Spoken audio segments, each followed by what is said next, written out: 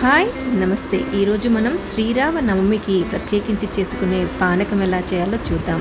ముందుగా ఒక బౌల్లో నేను 2 గ్లాసుల నీళ్ళు తీసుకుంటున్నాను. ఇందులో 2 పిడికిళ్ళ బెల్లాన్ని వేసుకొని మనము కలుపుకుందాం. ఇది కరిగిపోయే వరకు మనము కలుపుకోవాలి. మీకు ఎంత కావాలో అంత చేసుకొని నేను శాంపుల్కి ఇక్కడ 2 గ్లాసులు మాత్రమే చూపిస్తున్నాను. ఇప్పుడు నేను ఒక 10 నుంచి 20 మిరియాలను తీసుకొని సన్నగా పొడి కొట్టుకుంటున్నాను. చూడండి, మెత్తగా దంగిపోవాలి. ఇప్పుడు నేను ఇందులో ఒక 5 యాలకులను కూడా తీసుకొని అదే పొడిలో మెత్తగా దీన్ని దంచుకున్న తర్వాత యాలక పొట్టుల్ని తీసి పక్కన పెట్టేసేసుకొని పొడిని మతికి మనము మన పానకానికి వాడుకుందాం. చూసారుగా, ఈ మాదిరిగా మనకి పొడి మెత్తగా రావాలి.